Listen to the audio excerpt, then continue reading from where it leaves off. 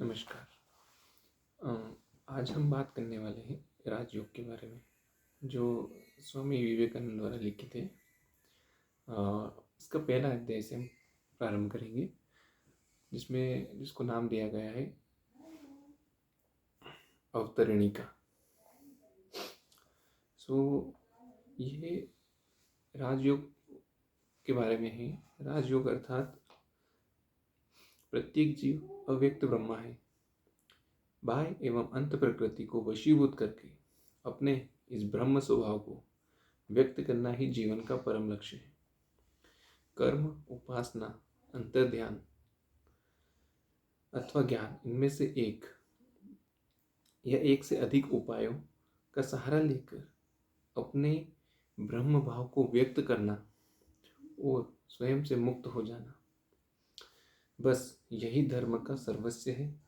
मत, शास्त्र, मंदिर तथा अन्य बाह्य क्रियाकलाप तो उसके गौण ब्यौरे मात्र हैं।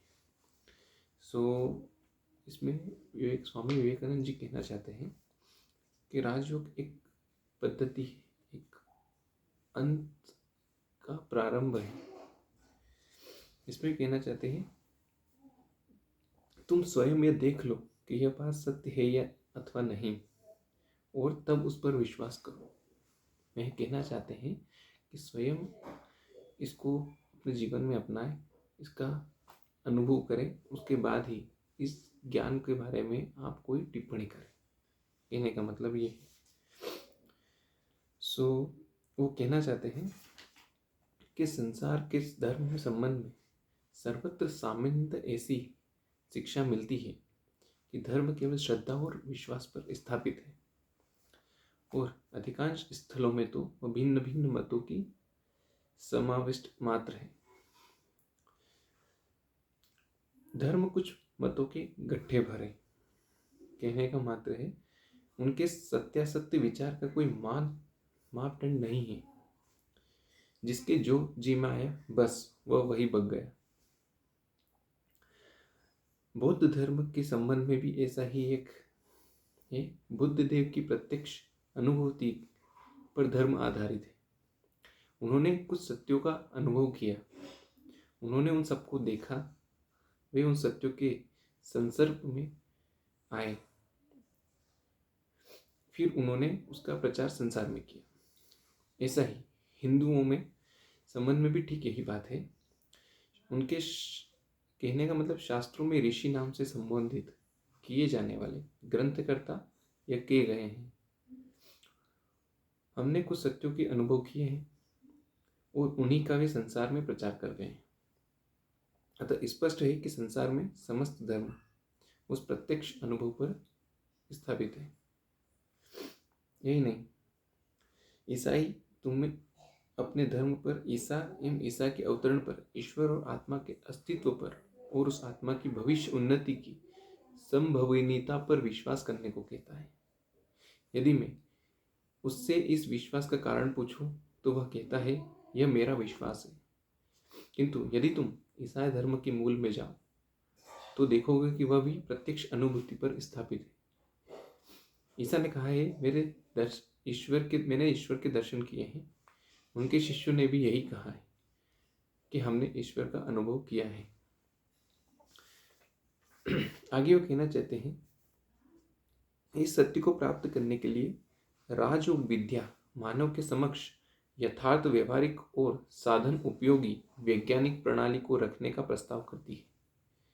पहले तो प्रत्येक विद्या के अनुसंधान और साधन की प्रणाली पृथक पृथक है। यदि तुम खगोल शास्त्र के होने की इच्छा करो और बैठे बैठे केवल खगोल शास्त्र कहकर उसका तुम वक्ता बन जाओ या अधिकारी बन जाओ तो ये नहीं संभव है। उसी प्रकार रसायन शास्त्र के संबंध में भी एक निर्दिष्ट प्रणाली का अनुसरण करना पड़ता है। प्रयोगशाला में जाकर विभिन्न द्रव्य आदि लेने होंगे, उन्हें एकत्र कर उन्हें उचित अनुपात में मिलाना होगा, फिर उनको लेकर उनकी परीक्षा करनी होगी। तब कहीं जाकर तुम रसायनविद कहलाओगे। प्रत्येक विद्या की अपनी एक निर्दिष्ट प्रणाली है, उसी प्रकार राजयोग भी एक निर्दिष्ट प्रणाली के अनुसार ही यहाँ पर व्यक्त किया गया है। कोई ज्ञान प्राप्त करने के लिए साधारण करणीकरण की सहायता लेते हैं। उस साधारण करणीय घटनाओं के परिप्रेक्ष्य पर आधारित है। हम पहले उनसे अपने सिद्धांत या मतामत निकलवाते हैं। जब हम ये प्रत्यक्ष नहीं कर लेते कि हमारे मन के भीतर क्या हो रहा है और क्या नहीं, तब में मनुष्य के विचार के संबंध में भी कुछ कह सकते हैं या जान सकते हैं। इस तरह ज्ञान की उपयोगिता क्या है? पहले तो ज्ञान स्वयं ज्ञान का सर्वोच्च पुरस्कार है। जब मनुष्य अपने मन का विश्लेषण करते करते दुखों का हरण करेगा, जब मनुष्य अपने मन का विश्लेषण करते करते ऐसी एक वस्तु के साक्षात दर्शन कर लेगा जिसका काल में नाश नहीं है, जो स्वरूपतः नित्यपूर्ण और नित्य शुद्ध है, तब उसको फिर दुख नहीं हो रह जाता। उसका सारा विषाद न जाने कहाँ गायब हो जाता है। भय और अपूर्ण वासना ही समस्त दुखों का मूल रूप है। अगर हमें राजयोग के बारे में जानना है तो हमें सर्वप्रथम अपने मन की शक्तियों को एकाग्र करने के सिवा अन्य किसी तरह संसार के समस्त ज्ञान उपलब्ध हुए हैं नहीं। यदि प्रकृति के द्वार को खटखटाना है तो उस पर आघात देना होगा। केवल यह ज्ञात हो गया तो बस प्रकृति अपना सारा रहस्य खोल देती है। उस आघात की शक्ति और तीव्रता एकाग्रता से ही आती है। मानव मन की शक्ति की कोई सीमा नहीं। वह जितना एकाग्र होता है उतनी ही उसकी शक्ति एक लक्ष्य पर केंद्रित होती है। यही रहस्य है। हमें मालूम है कि मन एक ऐसी शक्ति है जिससे वह अपने अंदर जो कुछ हो रहा है उसे देख सकता है। इसको अंतः परिवेशन शक्ति कह सकते हैं। मैं तुमसे बातचीत कर रहा हूँ, फिर साथ में मानो मैं एक व्यक्ति होकर बाहर भी खड़ा हूँ। जो कुछ कह रहा हूँ वह ज्ञान सुन रहा हूँ। तुम एक ही समय काम और चिंतन दोनों कर रहे हो, परंतु तुम्हारे मन में एक और अंश मानो बाहर खड़ा होकर जो तुम चिंतन कर रहे हो उसे देख रहा है। मन की समस्त शक्तियों को एकत्र करके मन पर ही उसका प्रयोग करना है। यही राजयोग में कहा गया है। एकाग्र मन अपने सब अंतरम रहस्य को प्रकाशित कर देता है। तभी आत्मा है या नहीं है, यह जीवन केवल सामान्य जीवित काल तक ही सीमित है अथवा अनंत काल व्यापी है, इस संसार में कोई ईश्वर है या नहीं, यह हम सब देख सकेंगे। सब कुछ हमारे ज्ञान चक्षुओं के सामने उदासीन हो जाएगा अगर हम राजयोग शिक्षा को ग्रहण करते हैं। इसीलिए राजयोग की शिक्षा किसी धर्म विशेष पर आधारित नहीं है। तुम्हारा धर्म चाहे जो हो, तुम चाहे आस्तिक हो या नास्तिक हो, यहूदी, बौद्ध या ईसाई, मुस्लिम, सिख या हिंदू, इससे कुछ बनता बिगड़ता नहीं। तुम मनुष्य हो, बस यही पर्याप्त है। प्रत्येक व्यक्ति का अपने किसी विषय में से क्यों ना हो कारण पूछने का अधिकार है, और उसे ऐसी शक्ति भी है कि वह अपने भीतर से उन प्रश्नों के उत्तर पा सके। पर हाँ, उसे इसके लिए कुछ कष्ट उठाना पड़ेगा।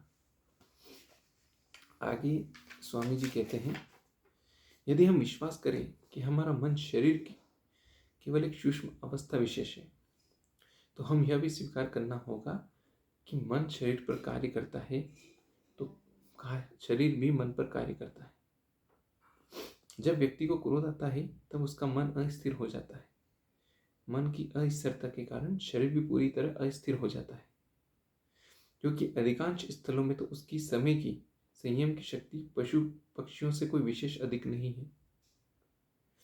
जिन्होंने इन आंतरिक शक्तियों का आविष्कार करके उन्हें इच्छा अनुसार चलाना सीख लिया है, वे संपूर्ण प्रकृति को वश में कर सकते हैं। संपूर्ण जगत को वशीभूत करना और सारी प्रकृति पर अधिकार हासिल करना है। इस बृहत कार्य को केवल योगी अपना कर्म समझते हैं। वे एक ऐसी अवस्था में जाना चाहते हैं जहां हम जिन्हें प्रकृति के नियम कहते हैं वे उन पर कोई प्रभाव नहीं डालते। जिस अवस्था में वे उन सबको पार कर जाते हैं, वे सभी आंतरिक और बाह्य प्रकृति के प्रभुत्व प्राप्त कर लेते हैं। मनुष्य जाति की उन्नति और सभ्यता इस प्रकृति के वशीभूत करने की शक्ति पर ही निर्भर है। अर्थात मन पर नियंत्रण ही जीवन का उद्देश्य होना चाहिए। मन पर नियंत्रण करने से ही हम जीवन की उन समस्त शक्तियों, उस समस्त लक्ष्यों को प्राप्त कर सकते हैं जिन्हें हम पाना चाहते हैं। ये पहला पार्ट है। हम अगले पार्ट में इसके आगे की बात करेंगे। धन्यवाद।